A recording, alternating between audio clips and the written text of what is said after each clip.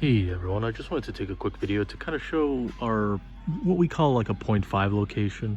It's actually a booth we have at the Raynham flea market, and to a lot of people, a flea market's just kind of a yard sale with stuff on a table. The Raynham flea market's a little different in the sense that it has an inside portion and outside portion. The outside portion kind of is that yard sale stuff on a table, but then the inside portion is more like convention booths. I always describe it as kind of one of those Japanese side streets with like a ton of vendors, because that's what it kind of comes off at times. So let's take a look at what we have here. So we have a 10 by 20 booth, and we kind of try to carry a general selection of what we offer. So you can see like board games, gunpla stuff, like anime stuff, so like manga, a little bit of figures, little gotcha figures and stuff down there. The manga does pretty well here, and the board games do okay. Then we have some snacks. We're running low on a couple, so we have to refill them. What's called some more Hammer stuff, for example, then like plushes, video game stuff, more anime figures and things of that nature. Some like the Star Wars statues and things like that that are a little bit slower moving in the store. Because you get a lot of collectors out here and things like that. You can see we have some of the hats. So if you see something like this where it's like the same thing in store and out of store, it's not that we moved it here. What it is it's actually we have two inventories, where we keep one in store, one here, and a lot of times one on the website. So 3 different inventories in some cases. Sometimes only one with expensive things like Warhammer, and sometimes more if we just happen to have a secondary inventory for shows and conventions. Those Miku posters do pretty well, and you can see one sold the other week, so we have to replace it with another one we have in the back inventory. And then we come here where we have some of the card game stuff, just general stuff. We're just trying to kind of move some of the Universal stuff, but the Magic stuff does pretty well. It's actually funny, someone from a different card store came by and bought our entire display one of these days, which was kind of funny. And then I bought a new one and just filled it up with a different card game. Some of this stuff is just basically like bulk Pokemon stuff. People like it, they end up grabbing a bunch of it and just sifting through it. It gives them something to look at. Again, more video game stuff, more figures and cards and little apparel things like wallets, little game cartridges, things like that. Those are brand new video games sealed from distribution, which we get a good price and sell at a decent price. Here in this area, you can see those are some more new video games, some gunpla kits. This is just a workspace right now, but when we're actually open, and I'll put like an image or maybe some footage of when we're open over here, so you can see what it actually looks like. It's covered in like trays of used video games usually, so it's kind of really cool looking in that sense. And kind of just gives people something to pick through again, pick up, get some cheap video games, things like that. Nothing too crazy. And then you can see here, but let's take a look around a little bit. Right now it's closed, so this is just kind of a setup day. So it feels a little eerie, but it's actually pretty cool once you kind of see it. That over there is like kind of a Funko Pop, like etc. collectibles area. These two are kind of like antique general goods. You can see they have all kinds of interesting things hanging from the top there.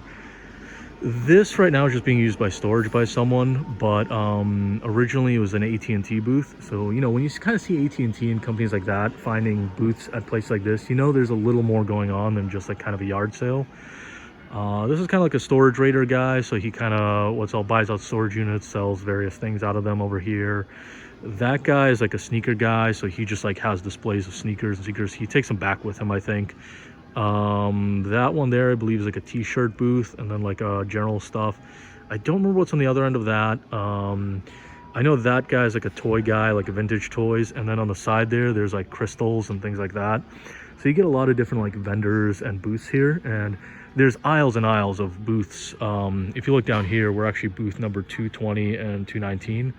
If you hear some sound in the background, that's just other people who are setting up their booth on today, and there's some music they're playing and things like that. So it gets pretty active sometimes on Wednesdays or on setup day. And then on Sundays it's open from, I believe, 9 to 5 p.m. or sorry, 8 to 5 p.m. I want to say, because we get here around 7:30 to just do kind of quick setup and things like that.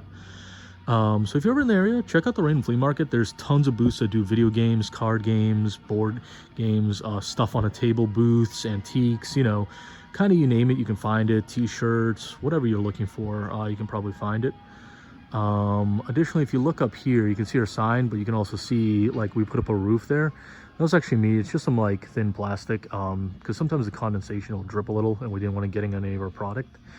But to give an idea of what generally we get out of this booth, in terms of like what we're looking for is usually we're using it to advertise more so than to really sell a lot. And sometimes we do pretty well on sales because we get like really interesting people coming by and buying a lot of products sometimes. So it does help with the sales, but generally we're kind of directing people to our store. So like, for example, with the manga there, someone came by here a few weeks ago. They were looking at some of the manga, ended up grabbing 1 or 2 copies of the big Trigon volumes. And I mentioned we had Vagabond, the hardback editions, and they said they had never even been able to find Vagabond in hardcover or just in general in print. So they actually ended up going the same day to our store because we're open on Sundays as well as open here. And they bought several copies of the different manga there, and their friends ended up buying some of the Warhammer stuff. And speaking of the Warhammer stuff, we'll probably end up cutting down some of the Warhammer there, mostly because, you know, Warhammer's kind of, people ask us here about it a lot, and people are very interested in it, but like usually what they do is they go back to our store and buy it there. So we probably want 1 or 2 things, or maybe something that says we sell it, but not necessarily having a whole like stack there, because people aren't really going to buy it here, or if they do, it's going to be something small like a paint kit or something. So that's usually how, even with conventions, it's kind of the same thing. We bring a little bit of Warhammer just to say we have it, but I feel like a starter kit or 2 and like a paint set might be enough, and then we can kind of expand some of the anime figures and stuff like that. But you can even see we have some like holes like over there, where we sold some of the anime figures, and some of them were stacked up above where you see those openings. And in fact, that kind of brings me to like these kind of little grates here, or like little like cube grates or whatever they're called. They're kind of nice, but at the same time, they're kind of limiting because they're a 1 foot by 1 foot kind of dimension. And you can see sometimes we do like an offset, like we do up here and then down here, and then we go like this to give ourselves a little bit more space and things like that. But the problem is you're still kind of stuck with that 1 by 1 dimension, and sometimes you just need things to be a little wider or a little shorter. Here's a great example where you can see like the chakra rooms and like the high chews, like right over here. You can see there's like this weird gap between them because like you can't really fit a third thing in there, and you can't really you know, what's it called, get you know, like a good other position otherwise. Maybe if you put a different size thing in there, but then you're splitting things weirdly and stuff like that. So at the end of the day, it might just be easier to essentially, you know, get better shelving or something like that. And especially the tables are nice because we can store things underneath them, but at the same time, even with storing things underneath them, it sometimes becomes a little cumbersome. So I'd rather sometimes have the space.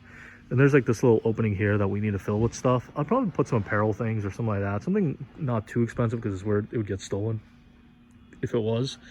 And actually this, you can see the paint there. I actually painted this display case that I got from someone who was, what's it called, leaving as I was moving in. Because people come and go all the time. There's tons of booths here, multiple aisles, and you can pretty much find anything you're looking for here. So I basically ended up buying this off them for pretty cheap, and it looked pretty dirty when I bought it. Nothing that they were doing to it. It was just an old case, you know, and cases age over time. But yeah, what's it called? And sorry about that. Someone seems like they put up their music pretty high there. But yeah, just kind of wanted to show some of the other places that we have. Again, we consider this kind of a 0.5 location. It's only open 1 day a week, and it's kind of cool. And you know, I'll show you some maybe of the opening time too. It's kind of hard because then you're filming people and things like that, and it's kind of nice if we don't do that, just because out of privacy concerns and being nice to the venue. I don't want to, you know, kind of take advantage of their generosity of allowing us to have a space here. And finally, I'll eventually do a little video of what's it called, some of the other places that we have product, at least the back storage where we keep a lot of the manga for the website and other things, because that gives you a better idea of how much like stuff is required to run this kind of operation. Oh, and actually these are pretty funny. So these are Redbox DVDs, and the interesting story about what's it called, the Raynham Flea Market, is what's it called, you find so much stuff here that we actually had a guy here like a week ago who's from Texas, who actually goes up here to buy product for his vintage toy store just because there's so many vendors at such good prices here. But I was outside a few weeks ago, and someone had a giant bin of these Redbox things, and you know, I'm just sitting there staring at them, and he's just like, do you want these? And I said, no, I really don't. I don't know what I'll do with them. And then the guy's like, well, I'll give you a really good offer on them. And I said, well, how much? Okay, let's find out. And let's just say he gave me a really, really good offer. And sometimes we do get people here who are looking for DVDs and stuff. In fact, you know, we ended up getting some DVDs with like as part of like a video game collection, so we just threw them up there. And periodically one or two of them will sell. You know, they're not super expensive. Those up there, because they have the nice cases and everything, are like $5 or so a DVD. But down here, like these are $1 to $2. The problem is it's not really easy to sort through them and all that fun stuff. So I'm gonna have to find a better way of doing that. Maybe display them some way, but at the same time, you know, we sell them for $1 or $2 a piece. People kind of rifle through them and they'll find whatever they want out of them. But anyway, thanks for watching. Have a great rest of the day, and I'll see you in the next video. Bye.